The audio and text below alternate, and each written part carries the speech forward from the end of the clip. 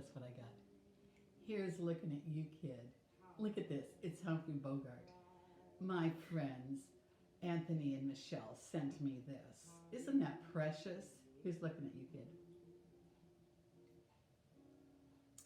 I have some nice little people. Now let me tell you, I'm doing this on my iPad, and the sound is not real good on it, but I don't know what else to do because the sound is horrible on my iPhone. So I want to get a video out because it's just time. I might lose some of you guys if I don't put videos out often enough. I'm all dressed up and I'm ready to go to Frank's place here in Indian Wells. We're going to go listen to music and have dinner and just be real festive. So I got my little velour outfit on. And we're going to talk tonight about, do you know what's going on outwardly in your life? Look around. Just look around your house. Look around your life. Because what you see outwardly is what's going on in here. You know, when you're a kid, the house is a mess, your room is a mess. That's the way kids do. But when you get older, we serve an orderly God. He would not have everything be a mess around you. When you get everything in order in your life, there's order that falls in every area of your life. So don't sit in the midst of a bunch of chaos. Clean up your space. It's so important, and I'm going to tell you, if you don't keep your stuff clean, it's pure slothfulness, by the way. It's plain old slothfulness. And if you don't keep your stuff clean, you're never going to get anything better. You hear people whining because, how come I never get anything? Well, it's because you're not taking care of what you have. Because God's word clearly says, if you're faithful with a little, you will get a lot. You will. So be faithful with what you have. I remember when my daughter got her first car, and she was young. And that car, oh my God, she'd drive that car with such a pigsty. In fact, I got grandkids that are doing it right now. They're driving around in a dirty car. And I say, I guarantee you don't clean that car, you know what? You're going to always drive a dirty car like that. You're never going to get anything better.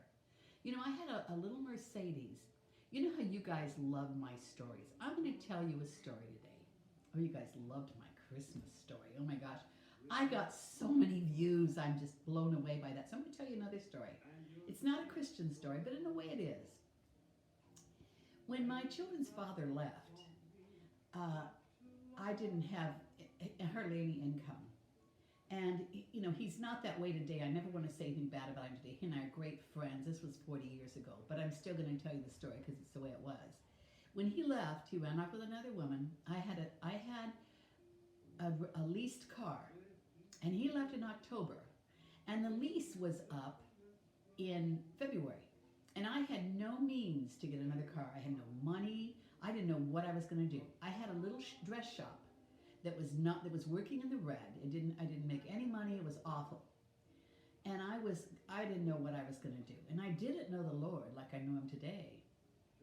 But I went in the back room and I got down on my knees, and I think I've told you this part, and I yelled very loudly, "Help me!" I knew that God was there because I had been raised Catholic, but I never knew him like I knew him today.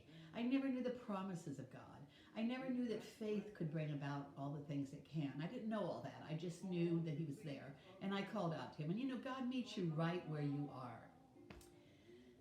So I was in the shop and I was talking to one of my friends. I don't know what I'm going to do. I don't have a car. And there's this woman in there shopping, and she says to me, "Why don't you buy my car? I have a little Mercedes out here that's 4 years old, and it has 19,000 miles on it." And I'm like, I couldn't afford a Mercedes. She goes, "Well, how much could you afford?"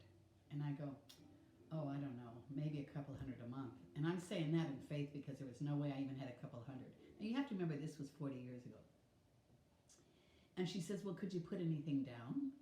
And I go, "No, I don't have any money to put down." She goes, "I'll tell you what, you take that Mercedes and give me $200 a month."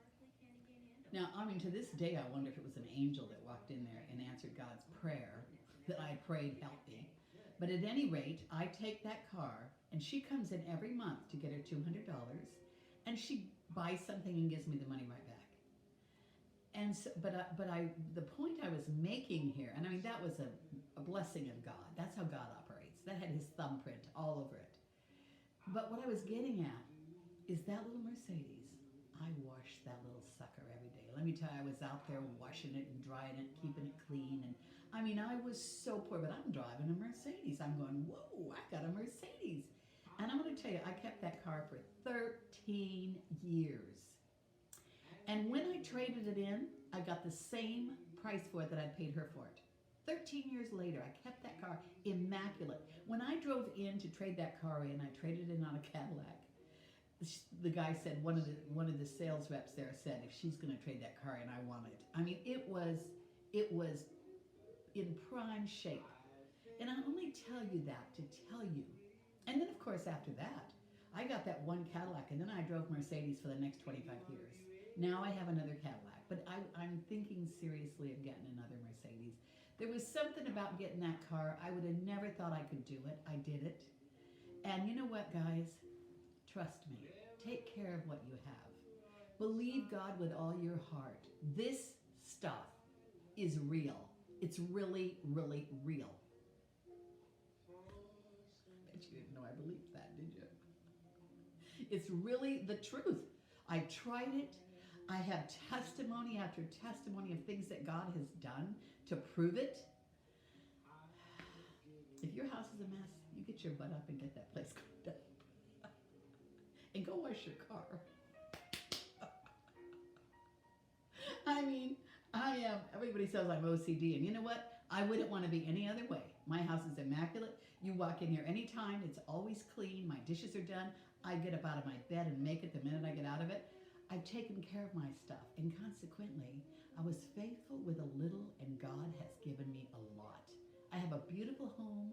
I have a new car that's always clean, and I mean, always my patios get hosed off.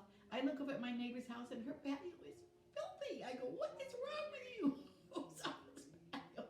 She's a renter. She's renting, and she probably will never get her own home because she obviously doesn't take care of things. I hate to say that, but it's the truth, you know? Okay, you got it? Faithful with a little, you'll get a lot.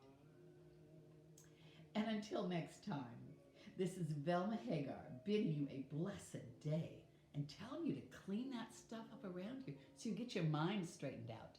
Bye.